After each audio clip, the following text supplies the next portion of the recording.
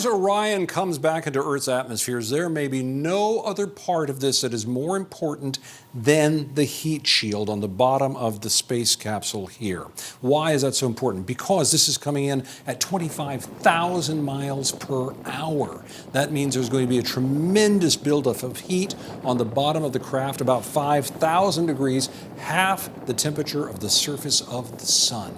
Now, this is an ablative shield. What does that mean? That means it is supposed to erode off against all of that intense heat. But in the Artemis I mission, one of the things they noticed was that it was not eroding so evenly. That's it right over there.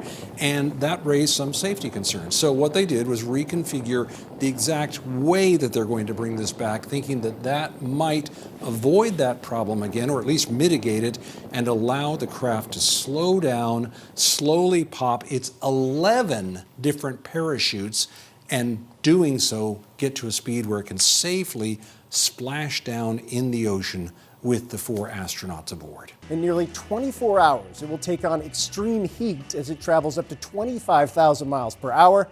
Their safe return largely depends on the heat shield located at the bottom of the spacecraft. The concern?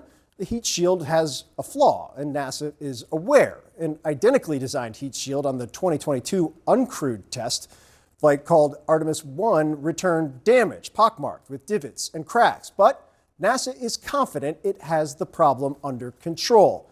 We start off with CNN's Ed Lavandera, who is live at Johnson Space Center in Houston, where Mission Control is located. And Ed, just walk people through, what's NASA expecting as we kind of head into this final critical stage? Well, we are 24 hours, almost 24 hours away from the Artemis II crew returning back to Earth, and obviously all of the teams here on the ground at Johnson Space Center. And you can see the view from the Orion capsule, the outside, looking back toward the moon as it continues to get smaller and smaller. That capsule gaining speed as it's coming toward the Earth's atmosphere. Take a live look inside the capsule. You really get a sense of what the crew is really undergoing right now. And they are going through the final preparations, getting everything ready to get back into Earth's atmosphere in the coming day. Over the course of the next day, they'll reconfigure the inside of that cabin so that their seats and their suits are all on properly. But there is a great deal of concern about this heat shield. There has been a small group of heat shield experts led by a former astronaut who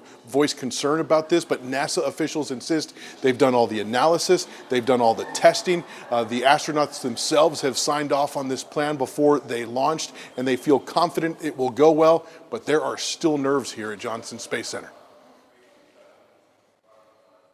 It's 13 minutes of things that have to go right, is the way I think about it. I have a whole checklist in my head that we're going through of all the things that have to happen.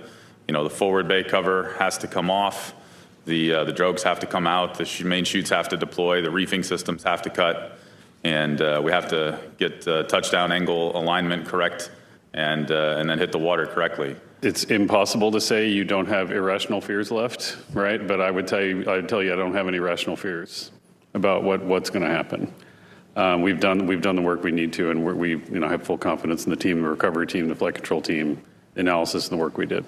Phil, if you take a look at the picture from Artemis I and what that heat shield looked like after it went through the Earth's atmosphere, you can see just the strain and the test that these capsules are put under as they go through these extreme conditions. So this will be a very tense moment, 13 minutes. There will be 6 minutes, Phil, where that crew is in blackout, so you can imagine the intensity in that mission control. And we know that family members will be in the viewing area behind mission control, watching this moment unfold, waiting to hear their voices come back on the communication system once they come through the Earth's atmosphere. So this is happening just a little over 24 hours from now. I want to bring in former NASA astronaut, retired U.S. Air Force Colonel Terry Virts.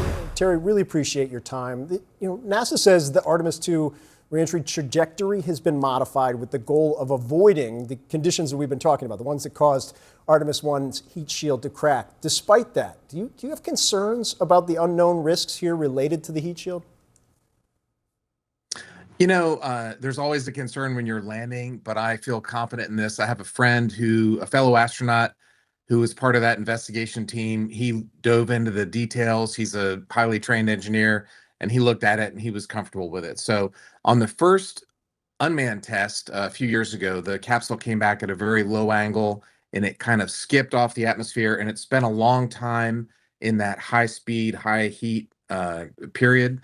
And what they're doing now is they're coming back steeper. So it'll be a quicker descent into the Earth's atmosphere. The heating will actually get a little bit hotter, but it'll last for less amount of time. And they think that shorter time will be better for the heat shield. And then in the future, for future heat shields, they're going to redesign it. But I'll tell a quick story. When I came back on the Soyuz, my crewmate Scott Kelly, he had done it before, and the only time I had landed was on a space shuttle. And he said, "Hey, you're going to think you're going to die because it's such a crazy ride, but don't worry, you're not."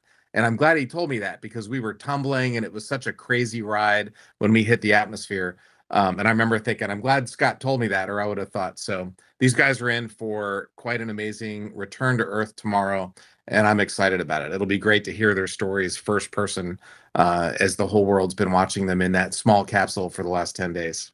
Can I follow up on that? Just because, there's so much, there are so many things that a normal person just can't understand about what folks like yourself have done. And I am very self-aware of that fact. But the experience that you're describing with the warning you were given, what is that like? Yeah. You feel like you're going to die. That seems a little stressful and intense. Try and explain that to people. So there was a couple things. First of all, when the Soyuz comes back, the way the parachutes came out, it felt like the capsule was tumbling for several minutes. It tumbled a lot. And no one's ever ridden in an Orion capsule. So these guys will literally be the first ones to say what it's like to experience that. But it was the amount of tumbling and the length of time that I was not in the space shuttle. It didn't tumble. It was kind of a gentle, smooth, 1.5 G reentry. The other thing about the Soyuz, when you're in space, you look back at Earth, you can see it moving, but it's so far away, even though we were going 17,000 miles an hour. These guys will be going 25,000. It doesn't feel like you're going that fast because it's so far away. But as we came back in the Soyuz, we were at pretty close to Earth over Africa. And I looked out the window, and I finally, for the first time, saw what 17,000 miles an hour looked at. So it was a sense of tumbling in the capsule when the drogue parachute started to come out, and also looking out the window and going, man, we are moving really fast. I'm not sure if the Orion capsule will be in the right orientation that they'll be able to look out the window. But if they do, they're going to see what 25,000 miles an hour looks like, which will be pretty cool. The heat, a lot of people, like almost half as hot as the sun. Do they feel that? Did you feel that? So on my first flight, I was the space shuttle pilot, and it was like the shuttle cockpit's like an airliner cockpit. So I had some big windows. So I actually took my glove off. As you're coming back, you see this orange and pink fireball. It was basically exploding over the wind. It was like being in the club with a strobe light going off inside the cockpit. It was nighttime. It was very surreal. And so I actually put my finger up and felt the window. I was curious if I could feel this multi-thousand degree heat, and I couldn't. Now there's not just one thin pane of glass. There's several panes of glass, but I actually took my hand, put it on the window, and I couldn't feel anything. So I don't know. The capsule might get warm inside. We'll see how that is. I know the space shuttle did not, and the Soyuz did not. So we'll see what their experience is like.